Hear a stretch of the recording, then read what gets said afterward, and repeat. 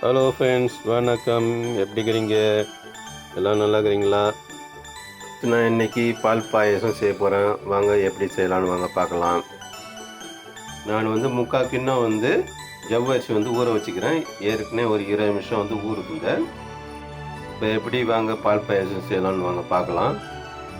அடுப்பில் பாத்திரம் வச்சுக்கிறேன். கொஞ்சம் நெய் விட்டு முந்திரி பருப்பெல்லாம் வேக வச்சுக்கணும். நெய் போட்டுக்கலாம்.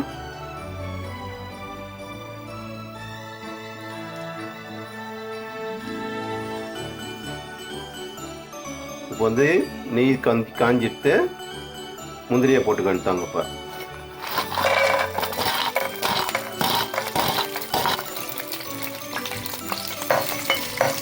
வதக்கணும். முந்திரி கொஞ்சம் வறந்துடுத்து. இப்போ திராட்சையை போட்டுக்கலாம்.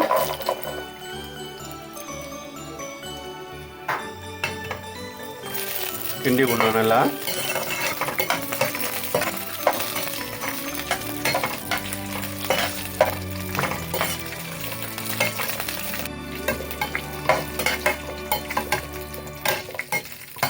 முந்திரி திராட்சை வறுந்துடுது. இப்போ இதை எடுத்துட வேண்டியது தான் நம்ம. இப்போ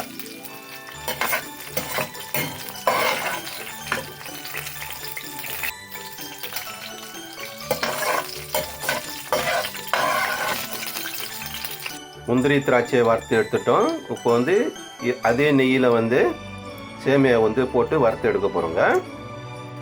சேமியா இந்த அளவுக்கு எடுத்துக்கிறோங்க. இப்போ போட்டு வறுத்துக்க வேண்டியதான் சேமியாவை.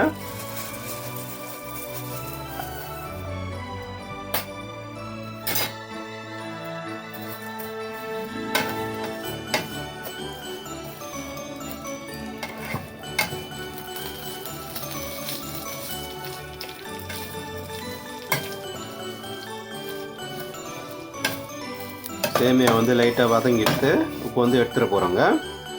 ஒரு பாத்திரம் எடுத்து இந்த அளவுக்கு தண்ணி வச்சுக்கணுங்க பாயசம் செய்யறதுக்கு. இப்போ தண்ணி நல்லா கொதிக்கணும். நீங்கள் எந்த அளவுக்கு பாயசம் செய்ய போகிறீங்களோ அந்த அளவுக்கு தண்ணி கரெக்டாக வச்சுக்கோங்க. நான் இந்த அளவுக்கு வச்சுக்கிறேன் தண்ணி. இப்போ தண்ணி கொதிக்க போட்டு இப்போ ஜவ்வரிசி கொட்டிக்க வேண்டியதான். அதில்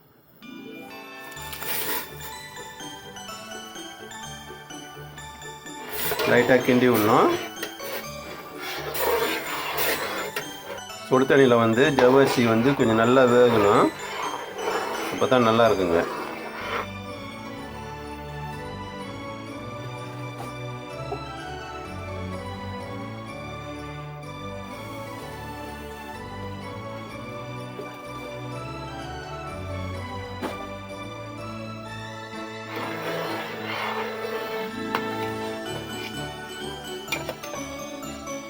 ஜவ்வரிசி நல்லா வெந்து வருது.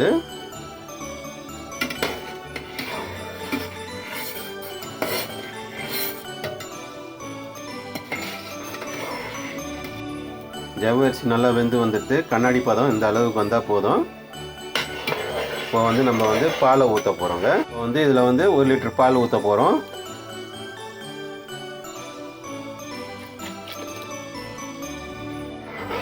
நான் ஊற்றிக்கிட்டு பசும்பால் ஊற்றிக்கிறேன்.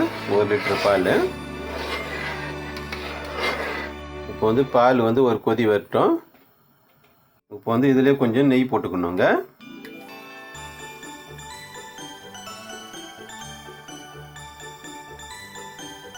ஏன்னா பாயாசம் கொஞ்சம் நல்லா ருசியாக இருக்கும்.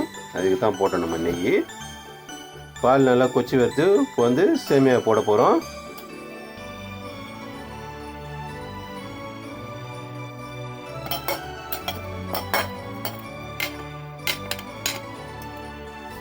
போட்டு நல்லா கிண்டி விடணும். நாங்கள் போட்டு சேமியா இன்னும் கொஞ்சம் நேரம் வேகணும். சேமியா ரொம்ப குழகுழன்னு ஆகக்கூடாது. ஒரு 3/4 பதம் வந்தால் போதும்.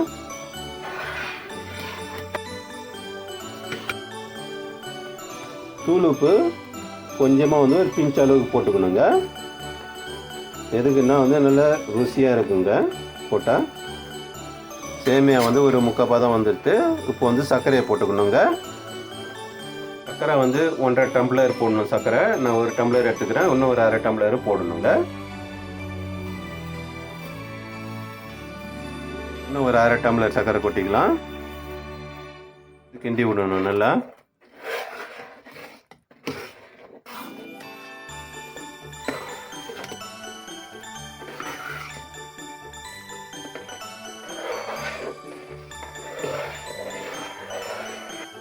நம்ம என்ன தான் சர்க்கரை போட்டாலும் கொஞ்சோண்டு வந்து உப்பு போடணும். உப்பு போட்டால் தான் அந்த ஸ்வீட் வந்து காட்டுங்க, நல்லா இருக்குங்க, ருசியாக இருக்குங்க.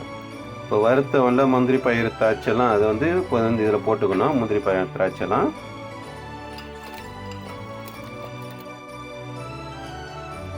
வந்து ஒரு 5-6 போட்டுக்கணும். வந்து கிண்டி விடணும் நல்லா.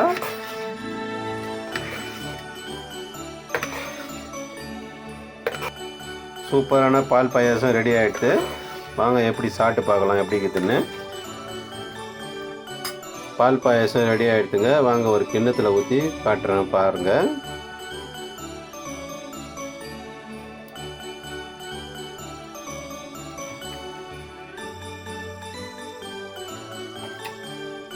இதேமாரி நீங்களும் செஞ்சு சாப்பிட்டு பாருங்கள் எப்படி இருக்குதுன்னு. சூப்பராக இருக்குங்க. லைக் பண்ணுங்கள், ஷேர் பண்ணுங்கள், சப்ஸ்கிரைப் பண்ணுங்கள். சப்ஸ்கிரைப் பண்ணாதவங்க சப்ஸ்கிரைப் பண்ணுங்கள்.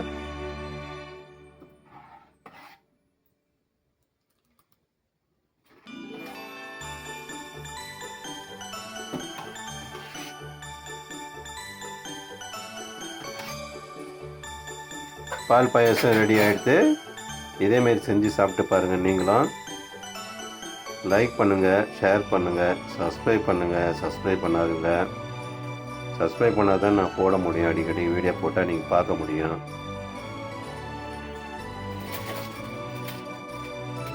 Au revoir tout le monde. À bientôt.